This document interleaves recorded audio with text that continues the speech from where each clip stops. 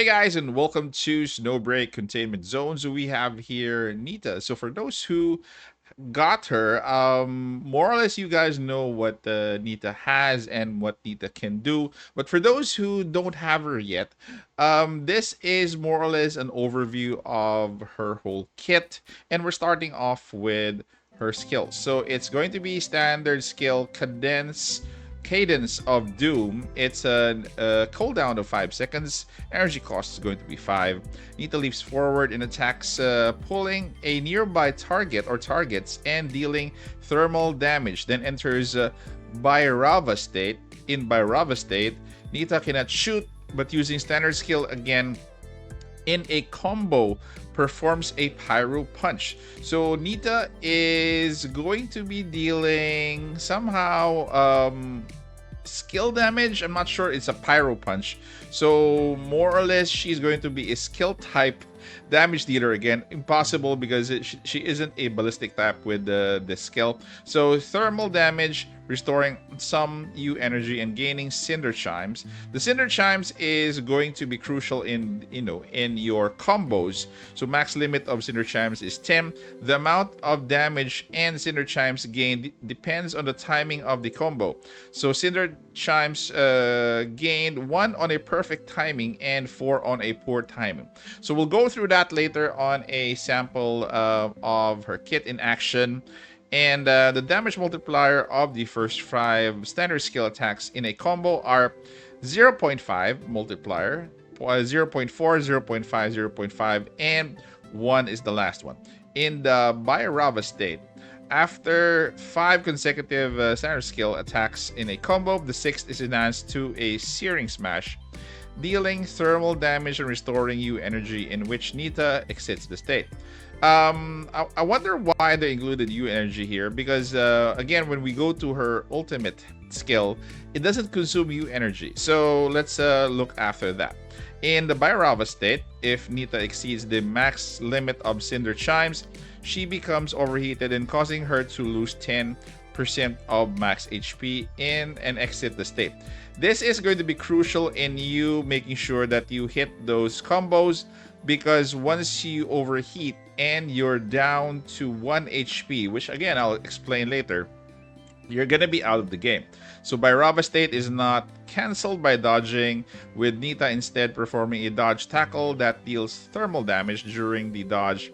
Using standard skill and gaining a combo performs a pyro punch. In Bhairava state, Nita will exit the state if she doesn't use a standard skill or dodge before the timing meter ends. So all of her multipliers is going to be based on her max HP. So take note of that, not her attack. So for her neural skills, if equipped with a thermal weapon when performing a Searing Smash, Nita restores 25% max HP and increases ultimate skill cooldown by 6 seconds. So increases max limit of Cinder Chimes in Bhairava state to 12. This was previously 10. So when not in Bhairava state, each normal pellet hit on the target decreases standard skill cooldown by 0.2. Okay, so that is her standard skill. So more or less, guys, you have to take a thermal weapon with her, and let's go to her support. So Reignited Fury, Nita gets into a block stance, dealing thermal damage if she successfully blocks an attack, target's attack. Also counters with an explosive kick, dealing thermal damage in a large area. So including the support skill, it scales up her max HP. So support skill can be used in an uncontrollable state. Dispel the state decreases support skill as energy consumed to 10 and cooldown to 15 seconds. So now this is her ultimate. So take note that it has a cooldown of 20 seconds. U energy cost is 0. So I wonder why for standard skill she still gains, U energy, where she won't have any way of consuming. Anyway, Nita consumed 99% of her HP to unleash Fiery Heartbeat, dealing thermal damage based on the HP consumed. So the bigger your HP is, the bigger the damage this will be. But again, make sure that once you reach 1%, you quickly regain your HP, because Again, when you exceed your combo as well, you might die because of that combo. So the kit of Nita is really a high risk, high reward kind of thing. Fortunately, the 1% HP can be remedied. I tried using Nita with the Cub Ichel, and I think it's gonna be working. So probably one of her supports is definitely gonna be Ichel. She's gonna be a mainstay unless you perfect your combo.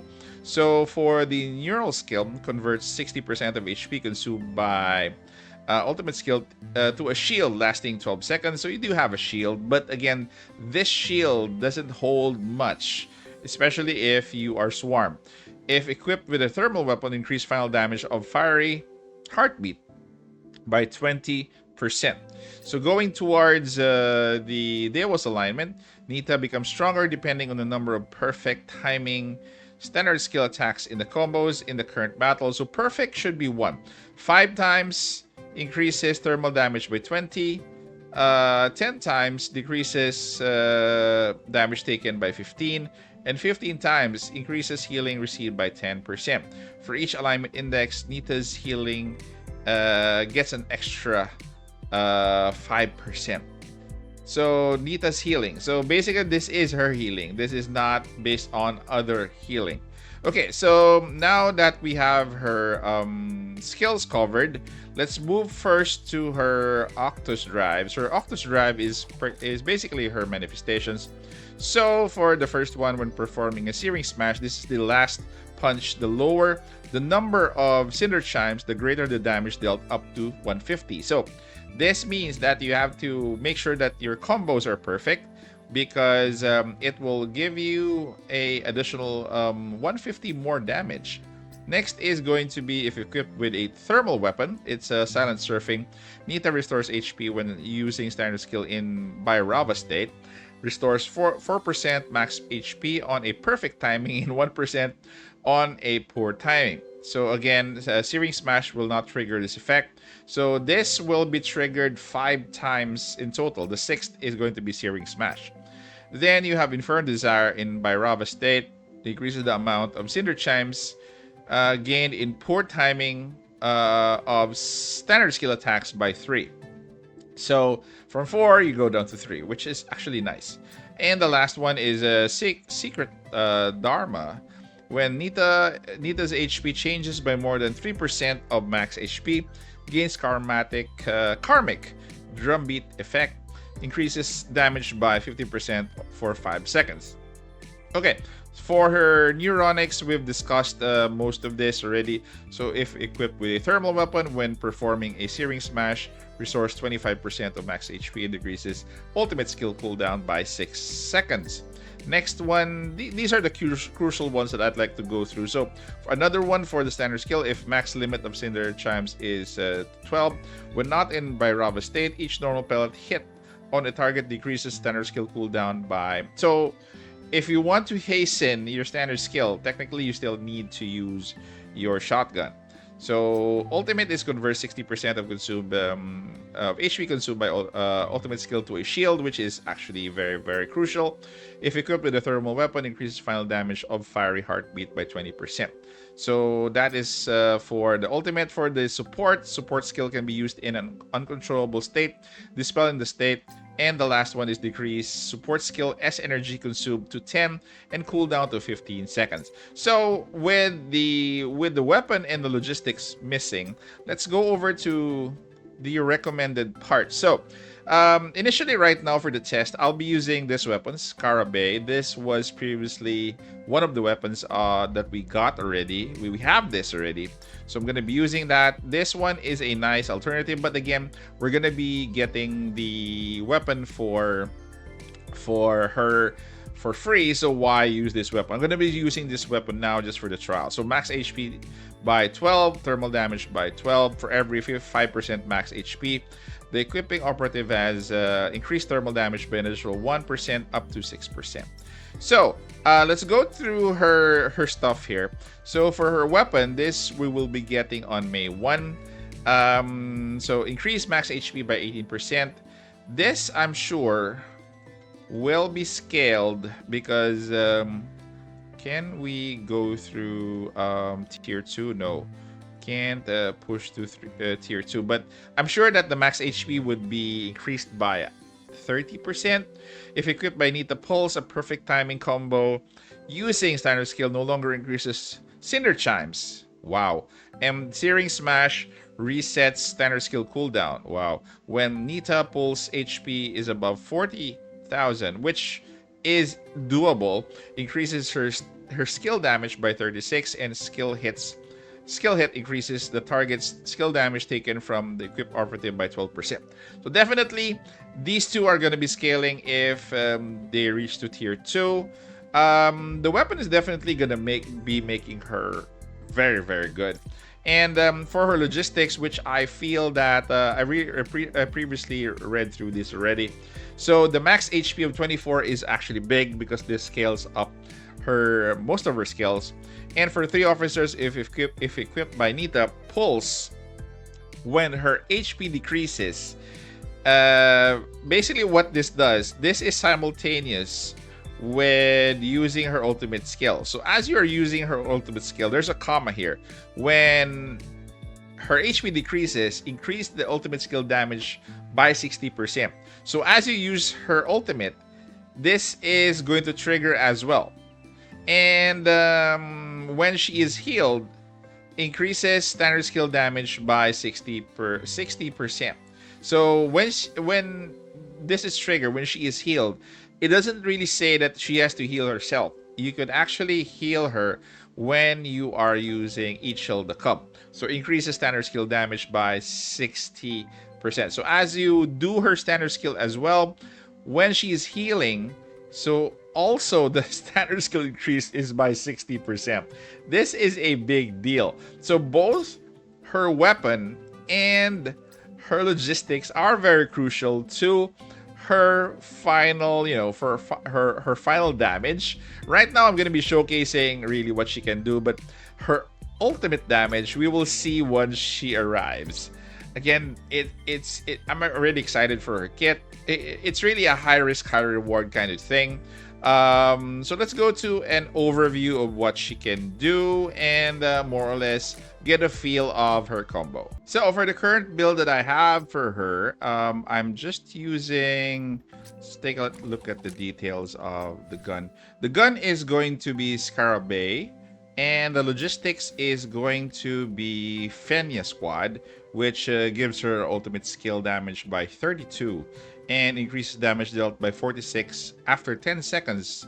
For this is going to be damage dealt. So for all damage dealt after using the ultimate skill. So let's take a look at a sample of what she can do.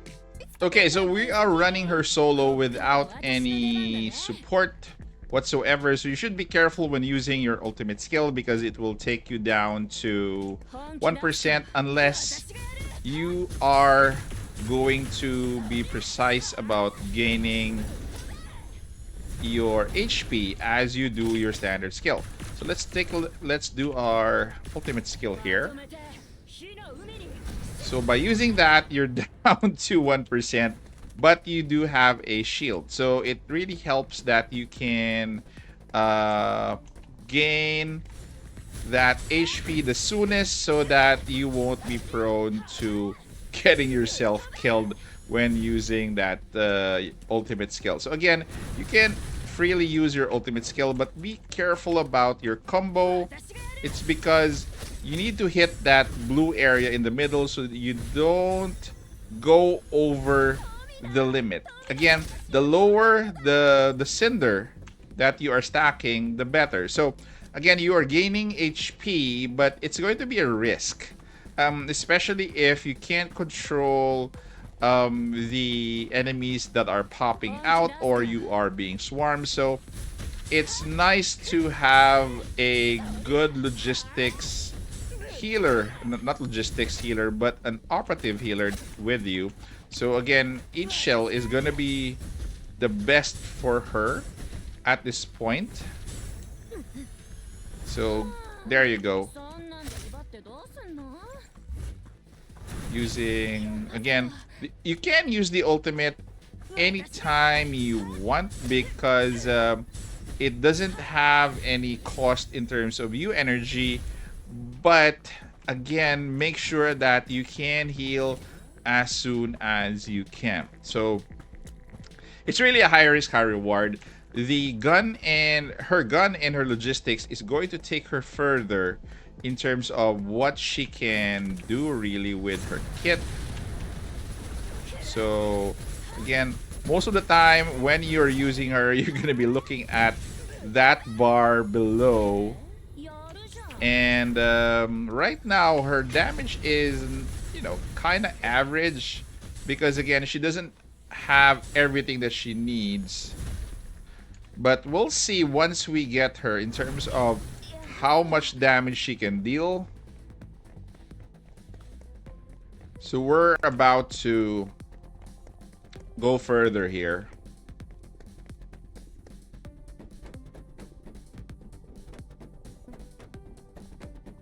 So again, more or less, if you have any, if you have any, questions after you've seen this video, just write them down in the comment section, because I'll be glad to more or less answer them.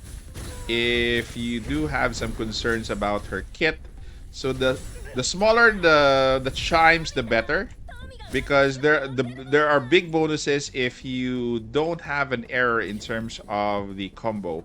But sometimes you can't help it, because most of the time you'll be watching the combo meter. So I'm trying my best not to go over 12, because if I go over 12, she would overheat and more or less lose 10 HP. So you're at what, 1% HP and lose 10. So that's an automatic disqualification or death for her. So all in all, her damage is significantly big. But if you want to gain if you want to gain HP, while you don't have any enemies or any any enemies on the field, you can actually do it. So just have to use your standard skill. She'll be doing a heal, basically. There you go. So let's check out what she can do with a boss. But before that, let's gain more HP first.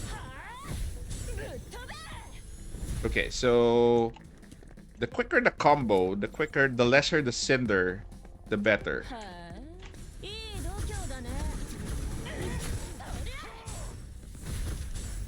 Okay, nearly got there. So this is just a sample. I'm not sure if I'm going to be taking out Gavin here, but I will try my best. Don't want to gamble much on Gavin in terms of using that ultimate, but I can actually. I can gamble a bit. Just make sure that I hit the combos right. Okay, there you go. So the lesser the combo, the higher the damage that you can basically deal. So again, don't be saddened by the damage. We still need to get her what do you call this? Still need to get her own logistics and own gun for us to, fully maximize her kit. But for now, those will have to wait up until May 1. We can actually take her out.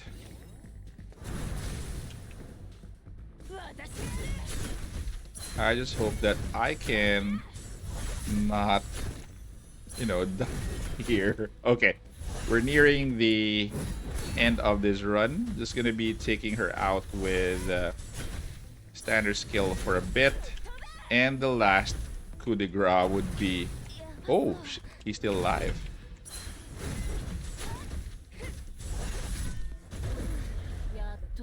Okay, I'm down to 1%. So that is it.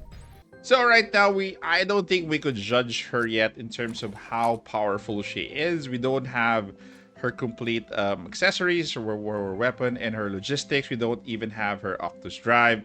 So that will definitely happen on May 1 as everybody gets her and everybody gets everything in her kit. So, what do you think of Nita, and what do you think of the new mechanic that the devs introduced to the game? So, thank you guys. Again, comment down in the comment section what do you think. Take care, stay safe. This is the Warden, and I'm out of here.